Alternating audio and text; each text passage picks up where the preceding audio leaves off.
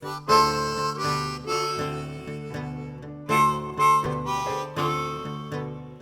guys, so I just wanted to really quickly make, well, it's probably not going to be quick, but I wanted to share a couple things with you guys. I was talking to a friend of mine, Amanda Hawkins, shout out, not at church, at work, and we were just, talking about a couple of things, and one of the things she suggested for my YouTube channel is that I kind of focus on college budget friendly, so that was a really good suggestion, so thank you for that. I will definitely be trying to give you guys some more tips, even if you're not in college, just some budget-friendly tips. I'll be on the lookout for some products that are really great, but also really great on your wallet, and just some ways to stretch your product, some ways to use products in different ways, and use the same product a couple different ways to get the max out of it. So thank you, Amanda Hawkins, for that. We were also talking about some of the questions we get from new naturals, especially from those that are transitioning out of perms. And we kind of came to the consensus that one of the most common questions, one of those most common concerns for transitioning naturals or new naturals is a dry, flaky scalp.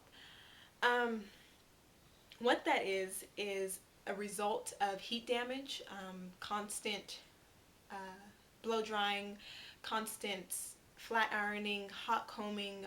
That's a result of just mechanical damage, pulling, straightening, twisting too hard, and different types of things that you do to your hair when you're not very educated about it. And it's also a result, for especially for transitioning naturals, of just the harsh chemicals that are in perms and texturizers.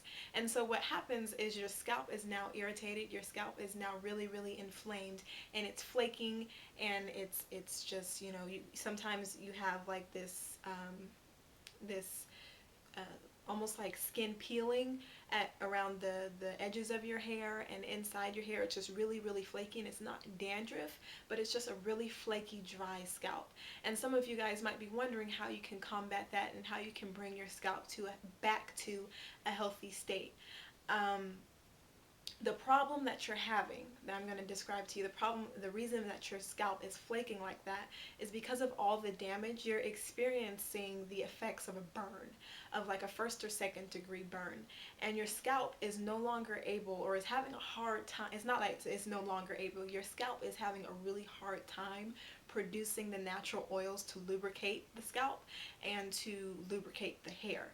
And so because it's so dry, it's just flaking up rather than being, you see my scalp, you can actually see the skin and the skin color. I don't know if you could.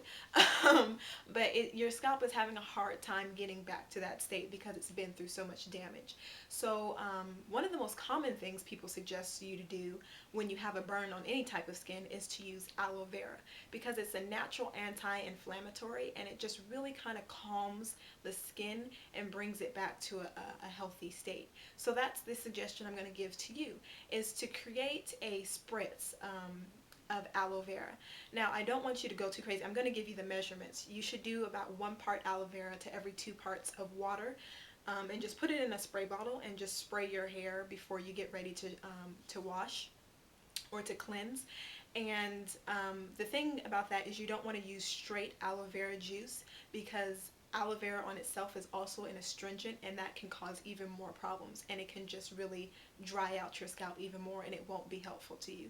So definitely do 1 part aloe vera to either 2 or 3 parts of water to kind of tamp down that astringent property and make sure that it's doing the thing that you want it to do, which is to soothe the scalp and to anti-inflame, and to just, to get to start healing some of the burn that you might be experiencing.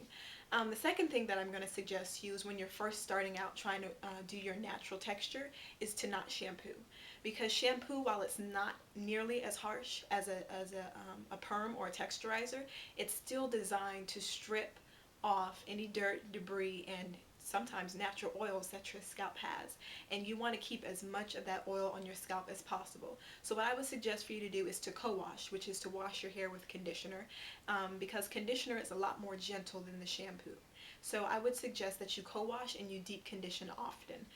Deep conditioning is where you use a conditioner and you put it on your hair and you leave it on your head for 30 to 30 minutes to an hour. Sometimes people put the conditioner on their hair and just leave it on for a whole day. If that's something you feel like you want to do, go ahead and try that as well. But to deep condition every week and to wash with conditioner and not with shampoo until you start seeing your scalp restoring its healthy properties. And the last thing that I suggest you to do, I want you to do all of these to get your scalp back to a healthy state. The last thing I suggest that you do is to massage your scalp with oils to kind of stimulate your scalp into producing those oils on its own. I would suggest you massage with invigorating oils, things like basil, peppermint, tea tree. I'm trying to think what other oils. Rosemary extracts, those types of oils and those types of extracts, because they're stimulants to your scalp, and they stimulate your scalp to produce the things that it needs to produce hair, to produce oils, and get your scalp back again to a healthy state. Tea tree especially is a really awesome oil to use on your head because it definitely balances the scalp. So first thing you want to do is to get an aloe vera mix, aloe vera spritz, and to spritz on your hair before you co-wash.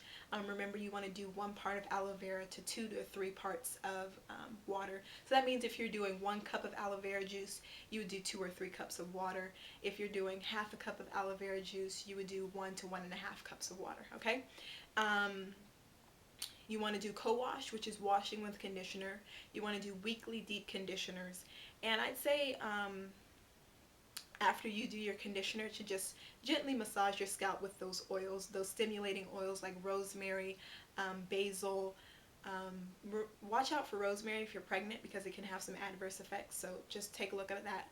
Rosemary, basil, tea tree, and peppermint oils, and just massage your scalp with those to kind of encourage your scalp to produce its own oils.